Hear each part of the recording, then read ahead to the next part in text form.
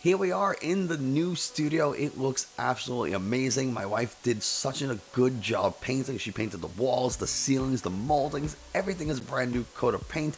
She doesn't let me do it because I'm a terrible painter and I make a huge mess. But we also got some new furniture in here, rearranged how everything looks, and I couldn't be more excited and happy for how it came out. It looks like a real Pokemon studio. Hey everybody, Nick from 9Card TCG, and today we're going to be talking about the top 5 decks that I think will be really useful for when V-Star Pokemon are released with Brilliant Stars. Brilliant Stars is scheduled to release on Friday, February 25th, 2022, just a couple of days after my birthday, and I'm very excited. I know my wife already bought me a booster box of Brilliant Stars, so I can't wait to open that up.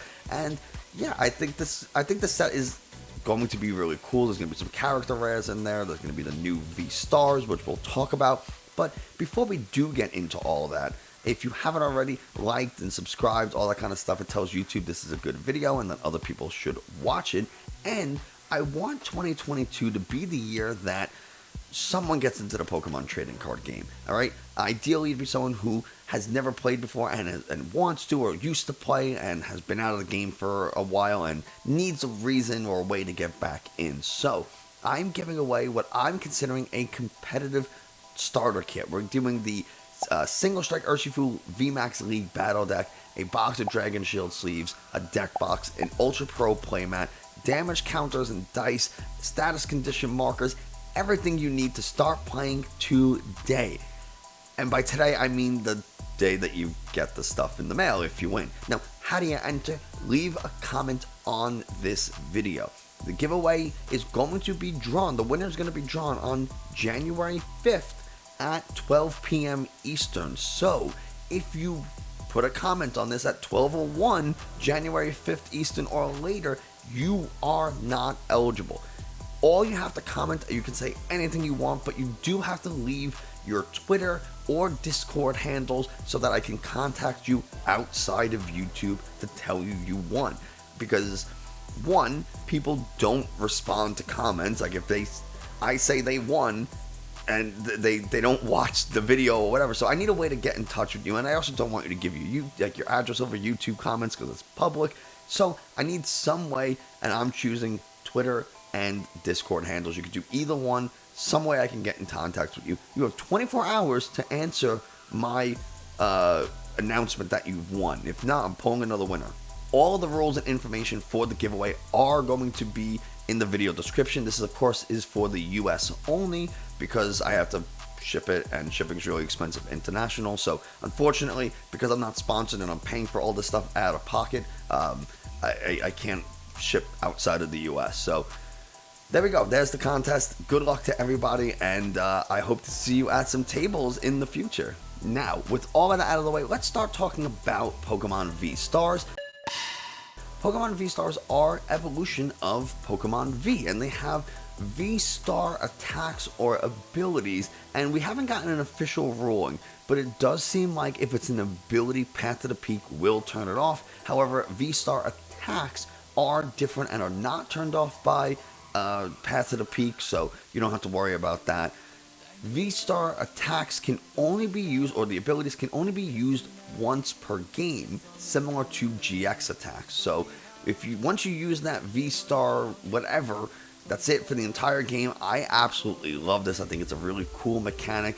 It can really change the flow or the pace of a battle depending on how and when you use your V-Star attacks. And I also think it's an extra level of skill gap, or an extra level of skill to know when is the best time in a given situation to use that V-Star attack or ability. So really, really cool. And I missed out on opening up all of the Cosmic Eclipse and Sun and Moon sets, and I never got to open Tag Team Pokemon. So getting these V-Stars is something similar to Tag Team, and I'm pumped to open it. I really am. So now that we know what V-Stars are, well, what are the Pokemon V-Stars we're getting? Well, in the Brilliant Stars set, we are getting 4. We are getting Arceus V-Star, Charizard V-Star, Shaman V-Star, and Whimsicott V-Star. Now, Whimsicott V-Star at the time of this recording has not been revealed, so you're only seeing the other 3. We have also seen promo boxes for Glaceon and Leafeon V-Star, so we know of 6, we've seen 5. Are there going to be others that come out in this set?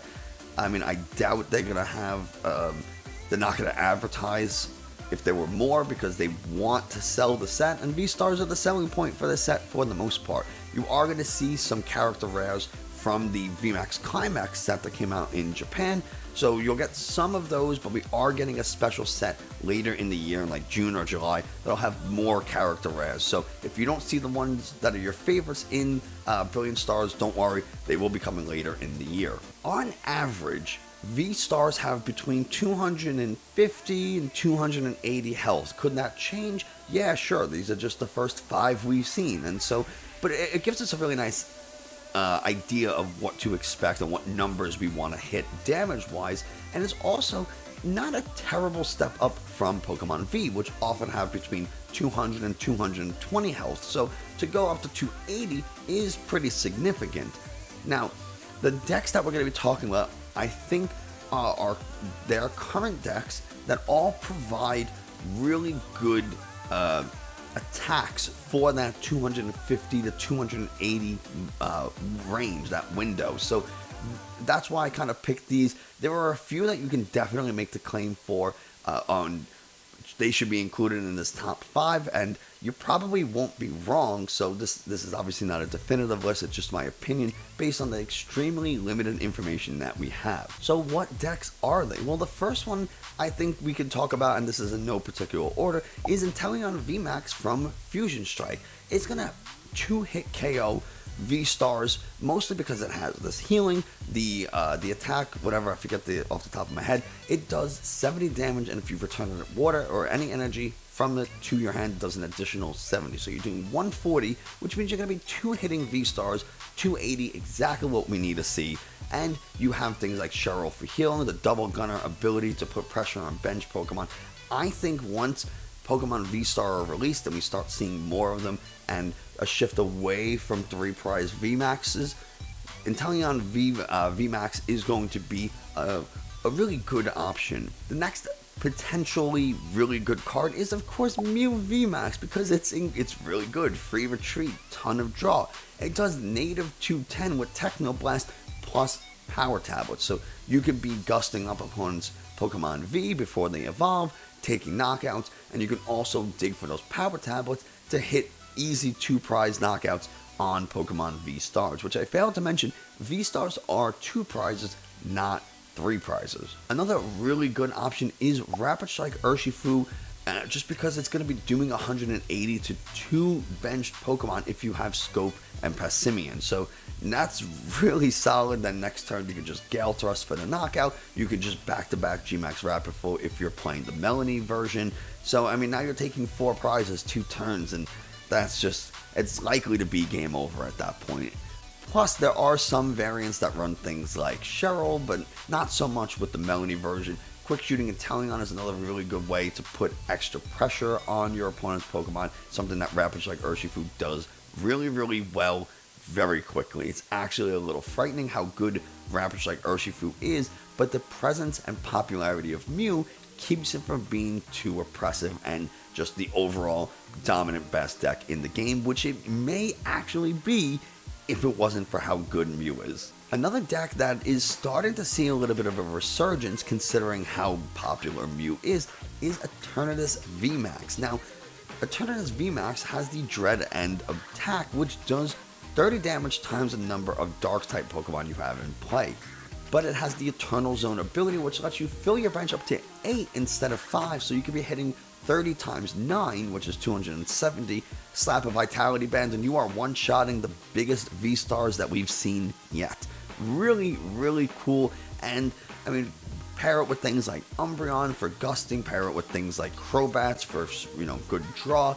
You have, I guess you can do poison variants with things like Galarian Slowbro and Toxicroak. There's so many different ways that you can kind of play not Urshifu, you can play Eternatus. There's the Hoopa versions right now, so that if you're playing something that is not using V-Stars and you do happen to go against something like a Rapid Strike or a Single Strike Urshifu, now you have your fighting type weakness covered with something like Hoopa. So I think Eternatus is poised to be pretty good at the time of Brilliant Star release. do keep in mind, because Brilliant Stars is releasing in February and competitive Pokemon doesn't start until March or later, VStars will be legal for the World Championship Series for 2022, which is why we're talking about decks that have the deregulation mark. So even though they will rotate at the end of next year, we're going to get 8 months of play with them. So they're still very viable. And the last deck that I want to talk about is Jolteon. And while Jolteon doesn't really hit the numbers that we want to see, it's just super fast, runs Path to the Peak, which means you're going to be turning off V-Star abilities. Again, you are not confirmed, but I don't expect you to turn off V-Star attacks. You will turn off V-Star abilities with Path to the Peak, because V-Stars are rule box Pokemon, and it specifically says abilities. And if you look at the cards, there's a designation between abilities and attacks. So someone who's more knowledgeable than myself can chime in, but I don't think. I think Path to the Peak will be somewhat useful for V-Stars. And Jolteon is just really fast, and he puts a ton of bench pressure. I mean, you're doing 100 to the active, 100 to the bench. If they have any damage counters, you have Quick Shooting Inteleon and Zigzagoon to put those damage counters so Max Thunder Rumble can do its thing. I mean, you're going to be two-shotting Vs that haven't evolved into V-Maxes. You're going to put a lot of pressure on even V-Stars that, they only have 280 health. So you get 2 Max Thunder Rumbles onto a Pokemon V-Star, they're in real danger there. Now, obviously, the prize race is very different, and it's one of the reasons that I'm not super sure about Jolteon in terms of how it's going to do with V-Stars, just because that 100 damage is just out of range. If it was like 130, maybe we can talk, because then 260, throw some type of like damage booster in there, something to get those 2 shots. I mean, you don't even need that, because you have Quick Shooting Inteleon to really get you over to the 280 mark, but 100 just doesn't cut it. But because it's so fast and it's super consistent, I think it's something at least worth talking about. Some other decks that didn't quite make the cut, but I still think could be pretty good, is Duraludon VMAX. It obviously is going to be hitting for 220, and it ignores damage from Pokemon that have special energy attached. The problem is Duraludon's fairly slow, and even though it does beat things like Mew, it still has a losing win rate against Mew and Urshifu and some of the other decks in the format, so it's just a little too slow to set up at times. Single Strike Urshifu is another deck that I'm unsure of how it's going to do.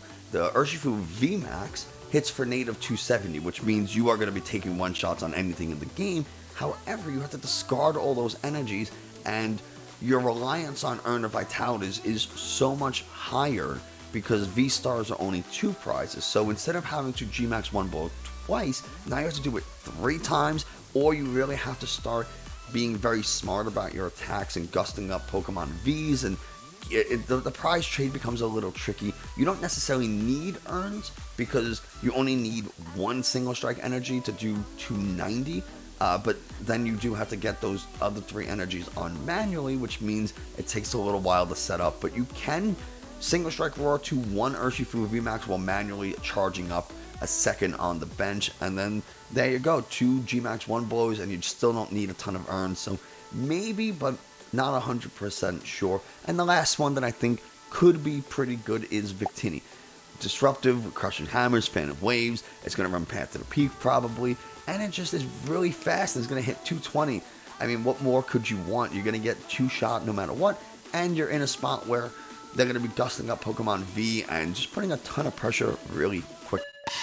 So those are some decks that I think will be really good to take with you once it's maybe a tournament, once we start getting a feel for Pokemon V-Stars, and if they're really popular, how will they do. I'm expecting Charizard V-Star to be pretty popular with the fire support. I'm expecting Arceus V-Star to be fairly popular with the strong energy acceleration. So don't be surprised if you see them. Leafeon V-Star is very, very good, and it might give Leafeon that little extra boost it needs in order to do its thing. So we'll see what happens, but I'm ultimately very excited for Brilliant Stars. I think it's going to be a really cool set. I'm looking forward to opening a box and keeping one sealed, and I'm really excited for World Championship Pokemon to come back. I've never participated in a regionals, and so 2022 is going to be a great year, and I hope that you find it as enjoyable or as exciting as I do. I thank you for being on this journey with me and for trying to grow as a player and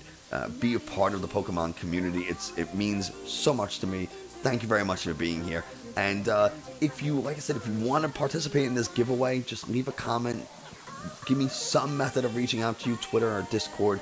And good luck to everybody. That's going to do it for us today. Thanks so much for watching. I hope you enjoyed, found it a little informative. If you did, subscribe, comment, like the video, share, especially all that kind of stuff tells YouTube this is a good video. Other people should watch it. I wanted to do a discussion video today because I wanted you to see the studio. I want to show it off. I'm ultra excited about it, and so that's why we're doing it. But that's going to do it for us today. Thank you so much. I hope you're having a great holiday season. I hope you have an even better New Year's, and I will see you next time.